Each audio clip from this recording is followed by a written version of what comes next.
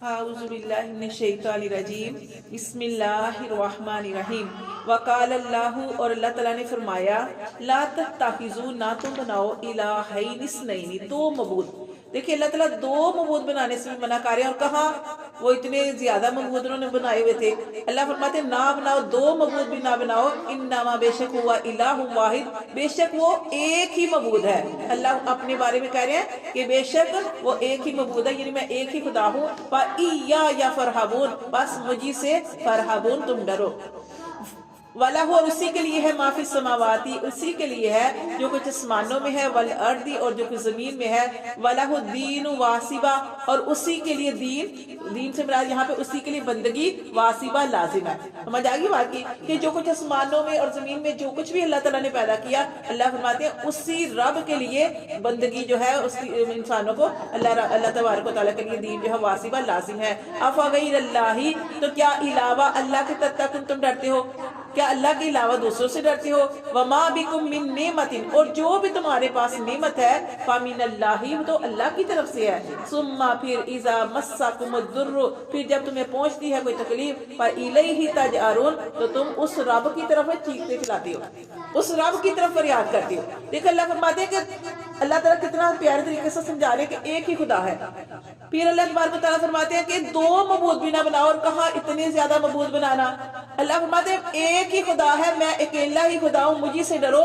جو کچھ آسمان میں ہے، زمین میں ہے، ساری چیزیں میں نے بنائی، سب کچھ تمہارے لیے بنایا، اور تم پھر بھی میرے علاوہ کسی اور کی عبادت کرتے ہو۔ جتنی نعمتیں میں نے تمہیں دی ہیں، اللہ فرماتے ہیں وہ میری طرف سے ہیں، لیکن جب تمہیں کوئی تکلیف پہنچتی ہے اس وقت تم اپنی ساری چیزوں کو بھول جاتے ہو۔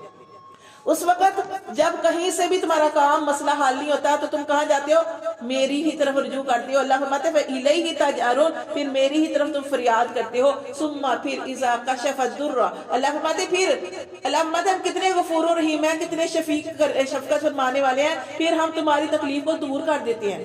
انکم، تمہاری تکلیف کو، اذا فریق منکم، پھر ایک گروہ تم میں سے، بربہم یشرکون، پھر تم ایک گروہ تم میں سے اپنے رب کے ساتھ کیا کرتا ہے؟ شریک ٹھہراتا ہے۔ اللہ فرماتے ہیں کیوں شریک ٹھہراتا ہے؟ اللہ نے وجہ بتا دی، لیکفروا، تاکہ وہ ناشکری کرے، تاکہ وہ کفر کرے، بما آتیناہم، جو ہم نے ان کو دیا۔ کرنا کیا چاہیے؟ اللہ نعمت دیتے ہیں تو کیا کرنا چاہیے؟ اللہ تکلیف سے نکالتے تو کیا کرنا چاہیے؟ اللہ کے لیے عاجزی کرنی چاہیے، اللہ کی شکر گزاری کرنی چاہیے، اللہ کی طرف زیادہ رجوع کرنا چاہیے۔ لیکن اللہ فرماتے ہیں یہ اتنے الٹے لوگ ہیں، ٹیڑے لوگ ہیں کہ ناشکری کرتے ہیں۔ اللہ فرماتے ہیں جو ہم نے ان کو دیا، فتمتعوا، اللہ فرماتے ہیں تو فائدہ حاصل کر لو، فائدہ حاصل کر لو دنیا کی چیزوں کا۔ فَسَوْفَ تَعْلَمُونَ، ان قریب تم جان جاؤ گے۔ وَيَجْعَلُونَ، اور وہ بناتے ہیں، لِمَا، اس کے لیے، لَا يَعْلَمُونَ، جو نہیں وہ جانتے، نَصِيبًا، ایک حصہ مقرر کرتے ہیں، مِمَّا، اس سے، رَزَقْنَاهُمْ، جو ہم نے ان کو دیا۔ جیسے ہم نے کیا پڑھا تھا کہ جب کھیتی بھی کاٹتے ہیں تو اپنے بتوں کا بھی ایک حصہ رکھتے ہیں، اور اللہ کا حصہ بھی رکھتے ہیں۔ اللہ کے حصے میں اگر کہیں سے لینا پڑے تو اپنے بتوں کے حصے سے نہیں چھیڑتے، اللہ کے حصے سے کمی کر دیتے ہیں۔ اللہ فرماتے ہیں وَيَجْعَلُونَ لِمَا لَا يَعْلَمُونَ، اور وہ بناتے ہیں جو نہیں جانتے، نصیباً، کس کو نہیں جانتے؟ اپنے بتوں کے بارے میں ان کی حقیقت کو نہیں جانتے، ایک حصہ مقرر کرتے ہیں، مما، اس سے، رزقناہم، اللہ فرماتے ہیں ہم نے ان کو دیا اس میں سے، تاللہ، اللہ فرماتے ہیں قسم ہے اللہ کی، لا تسألن، ضرور البتہ تم سوال کیے جاؤ گے، اما کنتم تفترون، جو اس اللہ کے بارے میں تم جھوٹ گڑتے ہو۔ وَيَجْعَلُونَ، اور وہ بناتے ہیں، اور دیکھیں آگے بتایا جا رہا ہے کیا بناتے ہیں، وَيَجْعَلُونَ، اور بناتے ہیں، للہ البنات، اللہ کے لیے بیٹیاں۔ کیا کہتے ہیں اللہ نے، یہ جو مشرکین کیا کہتے ہیں، کافر کیا کہتے ہیں کہ ہم ان کی عبادت اس لیے کرتے ہیں، مورتیوں کی عبادت اس لیے کرتے ہیں، یہ اللہ کی نعوذ باللہ بیٹیاں ہیں۔ اللہ فرماتے ہیں وہ بناتے ہیں اللہ کے لیے بیٹیاں، سبحانہ، اللہ تو پاک ہے، وَلَهُمْ، اور ان کے لیے، اور وَلَهُمْ، اور اپنے لیے، مَا يَشْتَهُونَ، جو وہ چاہتے ہیں۔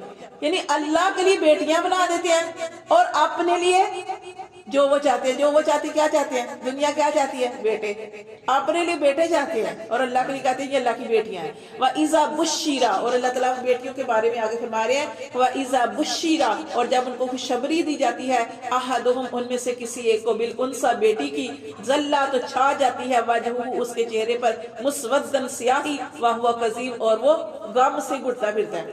دیکھیں یہ بیٹی کے بارے میں بتایا کہ انسان کس چیز پہ خوش ہوتا ہے؟ بیٹے کی نعمت سے۔ جب بیٹا بیٹا ہوتا ہے مٹھائیاں بانٹتا ہے، سارا کچھ کرتا ہے، اور جب بیٹی ہوتی ہے اللہ فرماتے ہیں جب خوشخبری دی جاتی ہے بیٹی کی تو اس کے چہرے پر سیاہی چھا جاتی ہے اور وہ ہوا قزیم، اور وہ اندر سے گھٹتا پھرتا ہے جیسے مرنے والا ہو گیا انسان۔